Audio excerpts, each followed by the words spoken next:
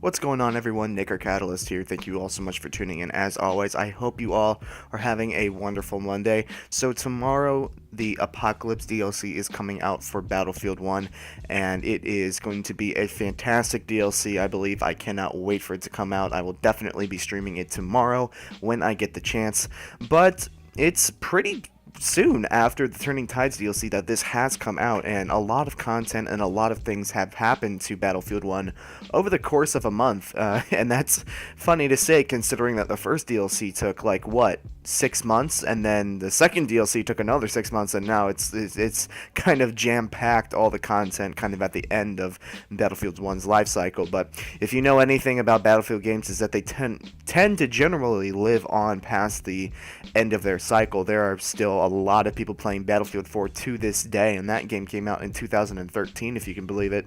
Now, of course, in any game, when there's new stuff that comes out, new content, there are some glitches and bugs that come with it, and I know especially with DICE, it feels like they close up 2 holes and 5 more spring open with a flooding of water and everything. So I'm going to take a look today at some of the major issues that I feel need to be fixed by the time that the next Battlefield game comes out, and most of these are not necessarily game-breaking things, but they are very hindering to the core gameplay of what Battlefield is, and I've spent hundreds of hours playing pubs and a lot playing competitive as well, so I'd like to think I know my way around this game.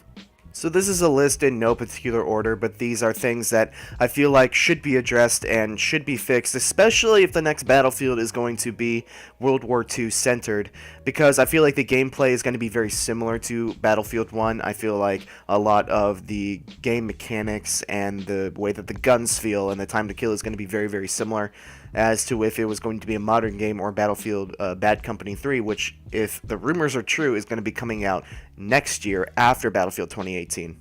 But if you all know DICE as well as I do, you know that they aren't exactly the quickest when it comes to fixing things that need to be fixed in their games. So that's why I've titled this video Things That Need to Be Fixed by Battlefield 2018. And like I said at the beginning, this is in no particular order, but these are things that I think are extremely important to the game as a whole and really kind of affect all Battlefields. But I'm going to try and keep it focused on Battlefield 1 for this video. And without putting it off any further, let's get right into it with a few honorable mentions. So the first thing on the list is really just the general glitches that are in the game right now. I know that every game has glitches, again, like I said, but these glitches rather have been in the game for a little bit of a while now. Some of them as far back as In the Name of the Tsar DLC. A couple of frame rate issues, some issues in vaulting over some ledges or over some obstacles, some fences or whatever. There's a glitch where if you go at it too fast, you will instantly go prone. I don't know that this one personally has killed me quite a bit because I'm a very active player. I'm always running around.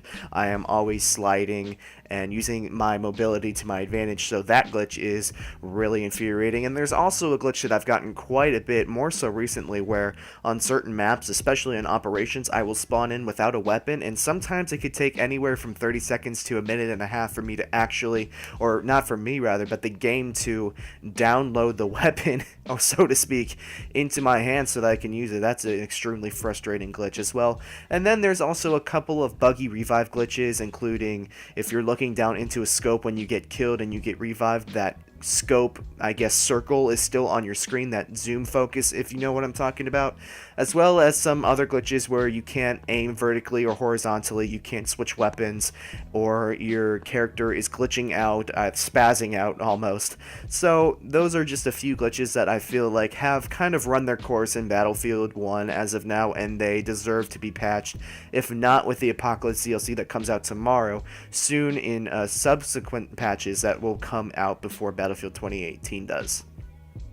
And the second honorable mention is kind of a tricky one for me to talk about because for the first half of Battlefield 1, I mained the Scout class. That's why a lot of you subscribed to my channel in the first place, was because of my sniping ability and my sniping gameplay. And I know that's changed over the past few months or so since we've gotten into some competitive Battlefield, but number 4 is the sweet spot mechanic. And I feel like in terms of 2018, and this honorable mention is in the honorable mentions because it doesn't necessarily pertain to fixing it in Battlefield 1, but it pertains to not having it in Battlefield 2018.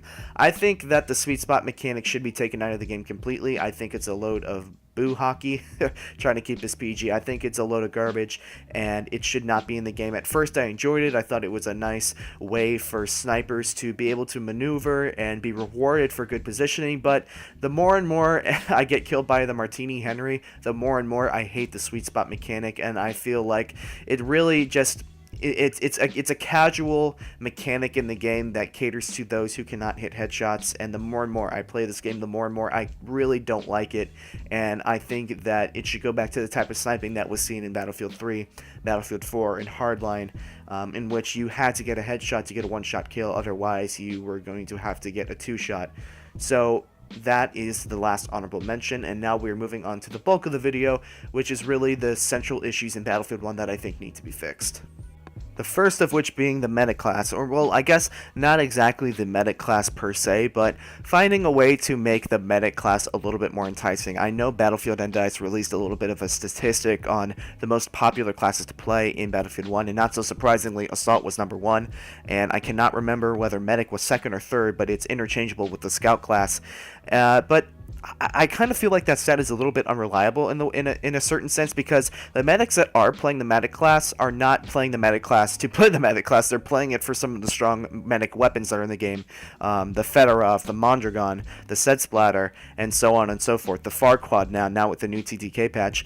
And I remember in Battlefield 4 and Battlefield 3, the medic class was actually really part of the assault class. The assault class usually ran with an assault rifle like an M416 or whatever, and their main gadget, besides maybe a grenade launcher or something, was in a medic pack, and there were so many med packs run at all times, and it really felt like there was a reward for playing medic, or playing the assault class rather. But in terms of Battlefield 1, since I feel like a lot of the medics are not playing the medic class either to its full potential, there have been a lack of revives and a lack of good medics in this game. If I'm not playing with my guys, I really feel as if I have to pay a high ransom of money in order to afford a revive from a Blueberry. It literally just does not happen, and it's quite infuriating because I feel like the medic class is the strongest class in the game, and it's frustrating to have to get extra deaths on the scoreboard because the medics are walking over you and are not reviving you. So there needs to be either a higher reward for playing the medic class, either more points for a revive, something to entice this new player base, this new wave of players that has been enjoying Battlefield 1, enticing them to play the medic class and to play it correctly. And that's just more, and I know this sounds more like a personal gripe, and in a way that it is, but I do think that enticing more medics to play the game correctly will greatly impact the flow of the game and will probably make it a little bit more interesting. And that kind of leads me into my next point, which is also an issue with the way that one of the classes are working currently, and that's with the support class. And this is really due to the TTK patch that came out with the second wave of Turning Tide maps. And the support class, I feel like, is in a really bad spot right now, and I think it's not only affecting those who play support, but it's affecting the way that the game is. The current meta in the support class is to use an M1917 Browning, or a Parabellum, or an MG15, something with a bipod, and bipod on trenches and hills and sit far away from the point and pick people off almost as a sniper. And I know that DICE was really trying to go away from having supports being able to challenge submachine guns rather at submachine gun range, but this I think was a little bit overkill, to be completely honest with you. I have gotten hosed down from bipoded LMGs from across the map more than I ever have before, and I think not only is that incredibly infuriating from a gameplay standpoint to have that happen to you, but I think on a gameplay perspective, if you're DICE, you're completely removing one of the most crucial classes in the entire game. You're removing them from playing the objective, and you're literally enticing them and rewarding them in terms of kills by having the bipod be so strong in the current meta. And I think that before Battlefield 2018 comes out, you're going to have to kind of tweak the bipod and the TTK in the support class in order for it not only to be fun again to play against and play with, but also it could greatly help the gameplay in Battlefield 1 right now. because on a certain level, Battlefield 1 already deals with a more casual player base, a player base that came in with Battlefield 1, and as a result, we have a game that is more casual than any installment of the franchise before it.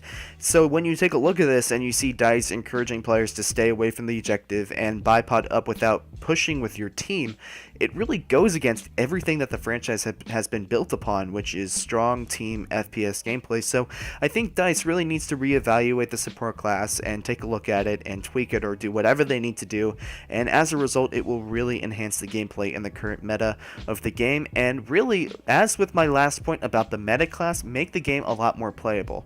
Which, speaking of making the game a lot more playable, that leads me to my final point, and if this was ever to be a list, this point would be number 1, highlighted, bolded, italicized, and underlined, because let's talk about grenade spam. The grenade spam in Battlefield 1 is atrocious. Grenade spam has been in every single Battlefield game as long as I can remember, but for whatever reason in this game, it has been absolutely intolerable and almost unplayable at some points. And I think that the reason that the grenade spam is so strong in this game is that there are so many gadgets that have grenades with them. You think about the medic class, they have some rifle grenades that add 3 to 4 3 to 4 more grenades to the map. You have the support class that has a support gadget, the crossbow, that also adds 3 more grenades, in addition to the grenade that you already have at spawn, and sometimes you have more than 1 grenade, especially with the gas grenade. I think you still have 2, I'm not quite sure. I don't personally use gas grenades, so feel free to check me on that.